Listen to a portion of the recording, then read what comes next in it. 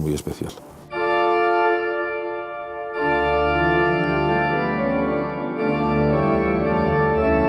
La arquitectura ha estado desde sus inicios íntimamente ligada a los lugares de culto, desde los templos romanos hasta las iglesias góticas. Estos espacios han sido un reto para los arquitectos y han promovido los avances constructivos y estructurales. Con el tiempo, la piedra se ha sustituido por el hormigón, la madera por el acero y las formas se han multiplicado. Pero de la misma manera que ya sucedía hace 1000 años, la arquitectura religiosa nos sigue sorprendiendo. En España, a partir de la segunda mitad del siglo XX, la arquitectura religiosa experimenta un cambio formal gracias al Concilio Vaticano II. Son tiempos de apertura y muchos arquitectos aportan nuevas propuestas constructivas. Uno de ellos fue Miguel Fisac. Miguel Fisac es muy conocido por sus iglesias, es uno de los temas que protagonizó. Y Miguel Fisac tenía muy claro que para entrar en una iglesia, la atmósfera que se debía generar era una atmósfera de recogimiento. Él era una persona muy espiritual que consideraba que a una iglesia no se podía entrar a un espacio donde la luminosidad fuese excesiva ni donde te pudiera estar dando el sol en la cabeza, sino que tendría que estar muy controlada y, llegando a ciertos puntos o enfatizando esos momentos eucarísticos, esos momentos de la misa que él considerara fundamentales.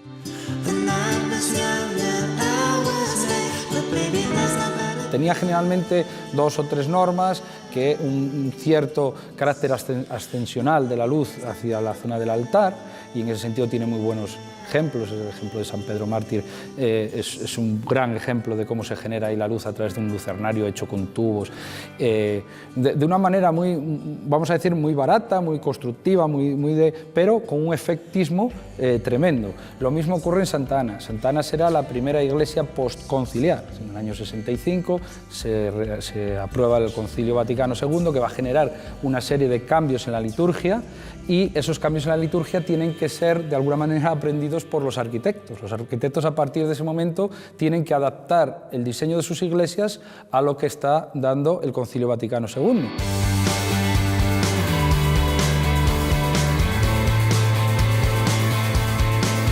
Otro experto en el tema es David García Asenjo. Se conoce todas las iglesias contemporáneas de España. Su tesis doctoral va de eso, de la arquitectura religiosa española que se construyó a raíz del Concilio Vaticano II. El concilio promovió la renovación eclesiástica y esa apertura también se plasmó en la manera de idear y construir las nuevas iglesias.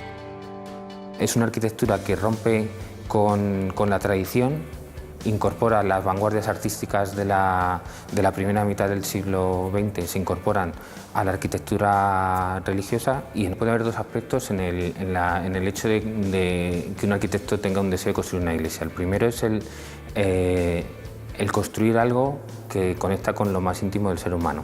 Y otro aspecto importante es el hecho de construir un edificio simbólico. Es un icono de poder y es un icono de una sociedad que se reúne en torno a ella para mostrar lo mejor de sí misma.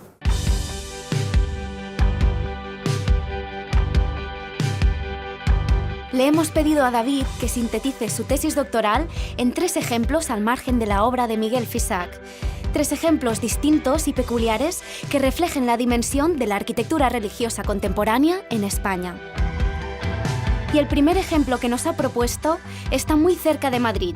Es la iglesia de Santa Mónica. Esta iglesia está realizada por Ignacio Vicens y José Antonio Ramos.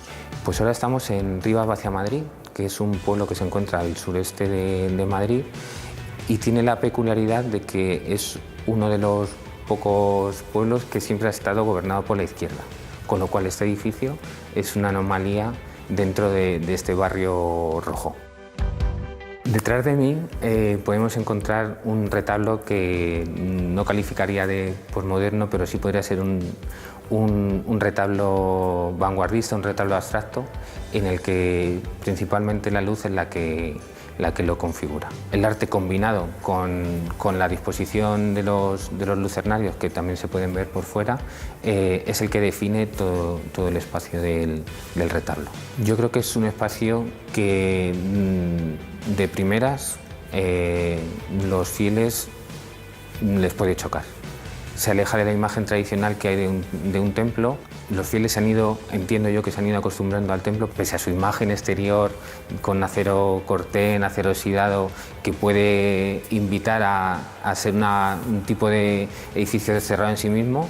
Yo creo que cuando pasas la verja que hay en el perímetro y te introduces en la iglesia, la sensación que produce este espacio yo creo que es fantástica y que debe ser orgullo para los propios fieles, incluso para la localidad.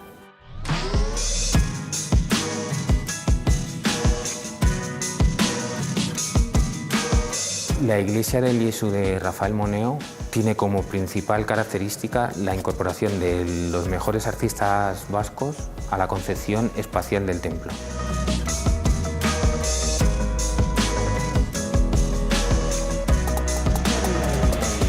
La concepción espacial del templo es deudora de las esculturas de Chillida y sobre todo de las cajas metafísicas de Oteiza. La construcción de la iglesia del Iesu obligó a que se excavaran unos cimientos muy importantes y decidieron qué hacer con eso, qué hacer para aprovechar ese espacio. Pues una de las soluciones es tan prosaica como vamos a construir un supermercado. Al final el mercado siempre está vinculado a la iglesia, los mercados estaban cerca de las iglesias, en las plazas de las iglesias. Construimos un mercado con el alquiler de ese mercado nos permite financiar la iglesia.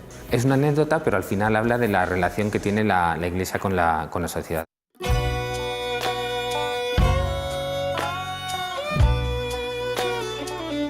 Aránzazu fue una experiencia que fue clave dentro del desarrollo de la arquitectura religiosa en España.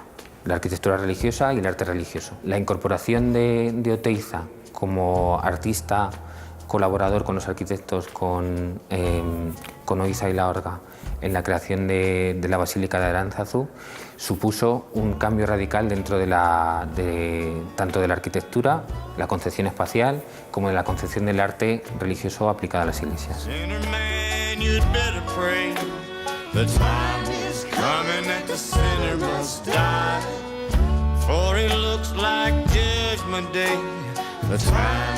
Coming that the sinner must die. I heard a lumbering in the sky. The time is coming and the sinner must die. Made me think my time was nigh. The time is coming and the sinner must die.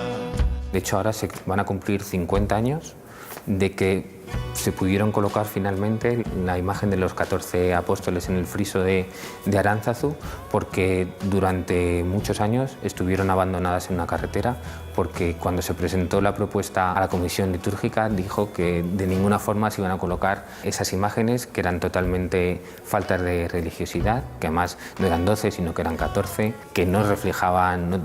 No se podía apreciar en ellas ningún rasgo reconocible de los apóstoles. Eso no podía estar en el principal templo de peregrinación que hay en el País Vasco.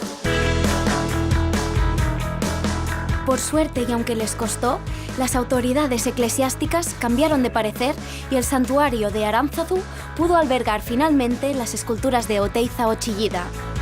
Y precisamente con la garra de Chillida despedimos el programa de hoy.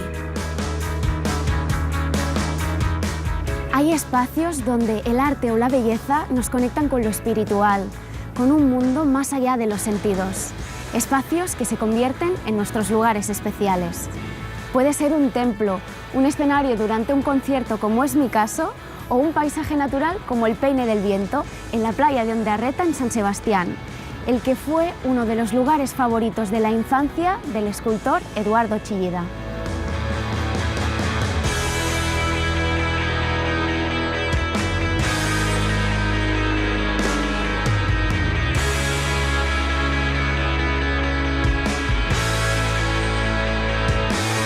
El mar tiene que entrar en San Sebastián ya peinado, decía Eduardo Chillida, y al final lo consiguió. En 1977, con la ayuda del arquitecto Luis Peña Ganchegui, su sueño se hizo realidad.